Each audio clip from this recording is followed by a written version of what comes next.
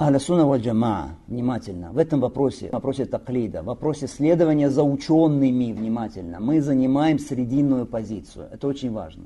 В вопросе следования за учеными мы занимаем срединную позицию. Между хариджитами, с одной стороны, теми, которые считают, что вообще не нужно следовать за учеными, и наоборот, между сторонниками слепого таклида, с другой стороны. Мы говорим, внимательно, что мы обязаны следовать уляма, обязаны следовать ученым, не выходить за рамки тех мнений, которые существуют в среде ученых, ахля сунна валь джамаа, придумывая какие-то свои мнения, но в то же время мы не следуем слепо за какой-то одной личностью из ученых. Мы выбираем из мнений, которые есть у ученых, то мнение, которое наиболее близко к истине и к сунне. И это называется иттиба, то есть следование. Да? Следование на основе доводов. Существует, внимательно, 3 уровня на самом деле. Первый уровень это мукаллид, то есть который следует слепо, без довода. Второй уровень это иттиба, следование мнению ученых, что? С выяснением довода. Третий уровень это муджтахид, иджтихад. Это когда человек, что самостоятельно выводит хукмы, шариатские установления из шариатских доводов, из хадисов и из аятов. Хорошо? Итак, первый уровень это какой?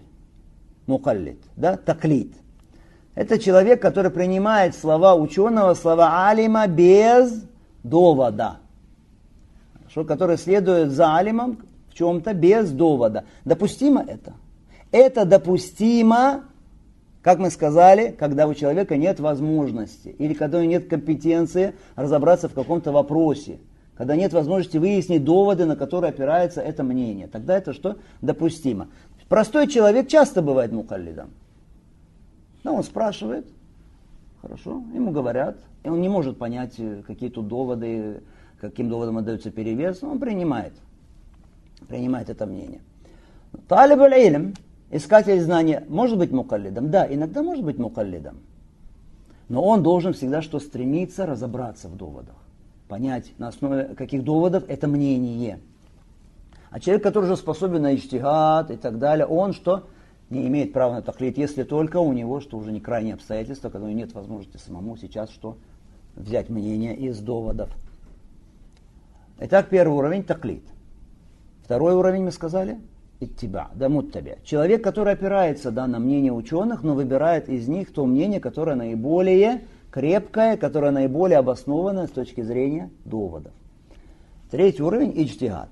Достиг уровня, когда уже можно самостоятельно владеть хукмой из шариатских текстов и доводов, опираясь на правильные методы.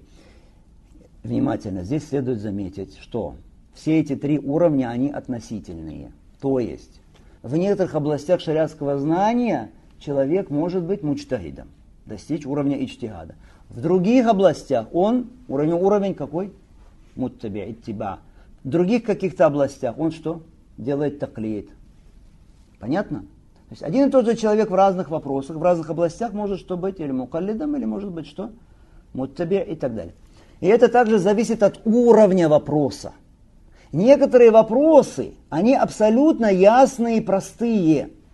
Понять хукм здесь может даже простой человек. Но если ты читаешь в Коране, сказано «Акимус саля», совершайте намаз. Тебе что, непонятно, что значит Аллах Субхану ва Тааля обязывает совершать намаз? Понятно, верно? То есть вещи простые. Другие вопросы являются очень сложными. Разобраться в них могут уже только крупные ученые. В любом случае, внимательно, таклид, да, он иногда бывает неизбежен. Иногда бывает неизбежен.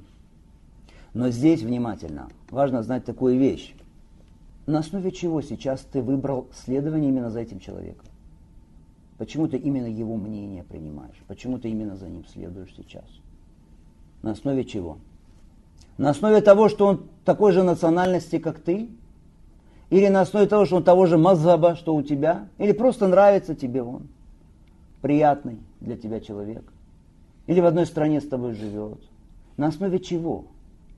На основе чего? Почему ты следуешь? Почему ты делаешь таклид этому человеку именно в том или ином вопросе? Здесь условия какие? Что это должен быть наиболее знающий человек. Ты должен выбрать, что? Наиболее знающего человека в религии. Раз. Наиболее набожного человека, который больше боится Аллаха Субхану ва Тааля. Два. Третий. Кто зарекомендовал себя как последователь сунны. Человек, который любит сунну, который строит свое мнение на сунне пророка, алейхиссалату вассалям, а не на фанатичной приверженности какому-то мазхабу. Например, мы с вами следуем в том или ином вопросе мнению шейха Ибн База, да? Или мнению шейха Аль-Усаймина, или шейха Аль-Альбани мнению следуем. Иногда следуем как? В плане таклида. То есть бывает таклид, мы не знаем четко доводы, не можем пока разобраться в этом вопросе, но говорим, шейх Аль-Альбани сказал и берем какое-то мнение. Или шейх Усаймин сказал и берем какое-то мнение. Иногда это бывает таклид, правильно? Но почему? Почему именно, например, этим ученым? При этом мы, конечно, стремимся узнавать доводы, да, по мере сил, на которые основывались ученые в своем мнении. Но если разобраться тяжело, мы пользуемся мнением этих ученых почему? На том основании, что они зарекомендовали себя как знающие люди. Раз. Как набожные и боящиеся Аллаха люди. Два. В-третьих, любящие сунну люди, которые строили свое мнение на книге Аллах, сунне пророка, алейхиссалату вассалям, а не просто на фанатичной привязанности, что? К мазхабу какому-то. То есть таклид, внимательно, он не основывается на то, что тебе просто человек симпатичен по тем или иным каким-то причинам. Да, или твои накции, или твой тарикат, или твой мазхаб. Основывается вот на этих критериях, которые мы сказали. Ясен, иншаллаху та'аля, вопрос таклида, биизнилляхи та'аля. Итак, этот асар Ибн Аббаса указывает нам на запрещенность таклида, вот этого слепого следования, когда человеку выясняется довод. Для человека становится ясным довод, становится ясным сунна. И сказано, я говорю вам, сказал посланник Аллаха, саллаху алейхи вассалям, а вы мне говорите, сказал Абу Бакр, сказал Умар. Абу Бакр и Умар лучшие люди в этой умме, после ее посланника. Их мнение всегда, что самое близкое, зачастую самое близкое, что к сунне, к истине. Пророк, алейхиссалату вассалям, что сказал про Абу Бакра и Умара? Он сказал, «Иктаду биллазейна мин ба'ди Аби Бакр ва Умар». Следуйте за этими двумя, которые будут после меня, Абу Бакр и Умар. Хадис пророка, алейхиссалату вассалям. Сказал, и юти'у Абу Бакр ва Умар яршуду. Если они будут подчиняться Абу Бакру и Умару, то будут поступать правильно. На правильном пути, значит, будут. Сказал, алейкум би суннати ва суннати аль-хуляфай ар-рашидин аль-махдиин. Придерживайтесь моей сунны и сунны праведных халифов, которые будут после меня. Тамассаку биха. Держитесь за нее крепко. Ни одного случая неизвестно, чтобы Абу Бакр когда-то противопоставил шариатскому тексту, аяту или хадису свое мнение. Никогда.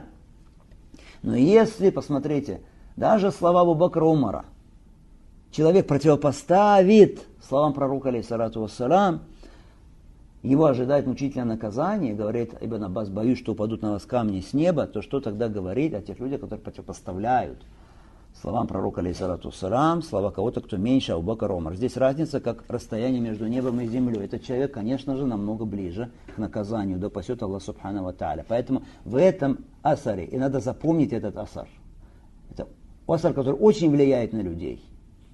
Очень легко и доступно объяснить им губительность слепого таклида и фанатичности в следовании мазхабу какому-то. Этот асар, он предостерегает нас от слепого таклида, от слепого подражания и фанатичной привязанности к мазхабу, фанатичному следованию мазхабу, который не строится на каких-то здравых методах. И некоторые люди, они совершают очень отвратительную, скверную, страшную, мерзкую ошибку. Говорят, им сказал посланник Аллаха, саллаху алейхи вассалям, они говорят, нет, в книге такой-то, такого-то ученого сказано так-то, так-то. Бойся Аллаха, надо сказать. Такой человек должен бояться Аллаха.